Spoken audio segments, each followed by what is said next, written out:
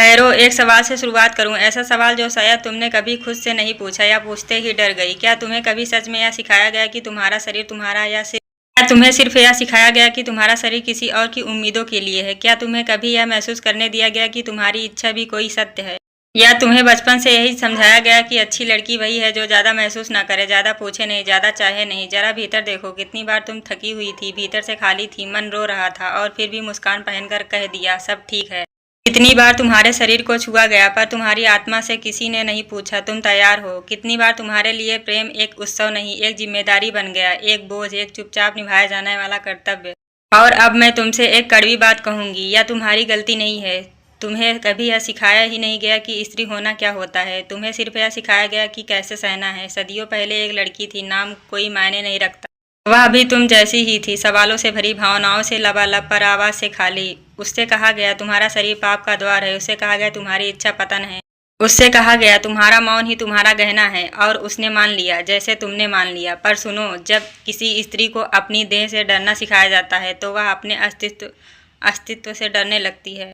तुम्हारे भीतर जो ऊर्जा है वह सिर्फ सहने के लिए नहीं बनी, वह सिर्फ किसी और को खुश करने के लिए नहीं बनी, वह ऊर्जा सृजन की है, वह ऊर्जा जीवन को जन्म देने वाली है, वह ऊर्जा ध्यान बन सकती है, प्रेम बन सकती है, प्रकाश बन सकती है। पर समस्या यह है, तुम्हें या तो डर सिखाया गया या इस्तेमाल। किसी ने यह नहीं कहा कि जब स्त्री प्रेम में उतरती है तो वह सिर्फ शरीर नहीं खोलती, वह ब्रह्मांड खोलती है। किसी ने यह नहीं कहा कि जब स्त्री की इच्छा को सम्मान मिलता है तो वह सिर्फ सुख नहीं पाती, वह स्वयं को पाती है। और अब तुम पूछोगी तो समाधान क्या है? समाधान बाहर नहीं है, समाधान किसी पुरुष में नहीं है, समाधान किसी धर्म ग्रंथ में नहीं है। समाधान यह है कि तुम पहली बार अपने शरीर को दुश्मन नहीं साथी समझो। समाधान यह है कि तुम यह स्वीकार करो कि तुम्हारी इच्छा भी पवित्र है, कि तुम्हारा ना भी उतना ही पवित्र है जितना तुम्हारा हाँ, कि प्रेम तब अपराध बनता है जब उसमें डर होता है, और प्रेम तब ध्यान बनता है जब उसमें जागरूकता होती है। अब एक और सवाल, थोड़ा और गहरा, क्या तुम्हें लगता है कि जो प्रेम तुम्हें मिला वह तुम्हें ऊपर उठाता था या धीरे धीरे तोड़ता था?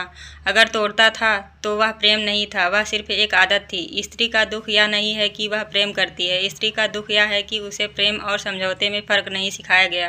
जब स्त्री जागरूक होती है तो उसका प्रेम पूजा बन जाता है, और जब वह सोई होती है तो वही प्रेम कैद बन जाता है। और अब मैं तुम्हें एक बात कहूंगी, बहुत साफ, बहुत सीधी, तुम्हें ब्रह्मचर्य की जरूरत नहीं, तुम्हें दबाने की जरूरत नहीं, तुम्हें जागने की जरूरत है। जागने की इस सच्चाई के लिए कि तुम्हारा शरीर मंदिर है, और मंदिर में जो कुछ भी होता है वह भय से नहीं, श्रद्धा से होना चाहिए। अगर तुम्हें प्रेम में उतरना है तो पूरे होश से उतरो। तुम्हें किसी को छूना है तो पहले खुद को महसूस करो। अगर तुम्हें जीवन को जन्म देना है तो पहले अपने भीतर जीवन को जियो। और अब अंत में एक आखिरी सवाल, अगर आज से तुम अपने शरीर से लड़ना बंद कर दो, अगर आज से तुम अपनी इच्छा को अपराध न मानो, अगर आज से तुम अपने अनुभव को पाप नहीं सीख मान लो, तो क्या हो सकता है? शायद पहली बार तुम डर के बिना हंस सको, शायद पहली बार तुम बिना अपराध बोध के प्रेम कर सको, शायद पहली बार तुम खुद को पूरा महसूस कर सको।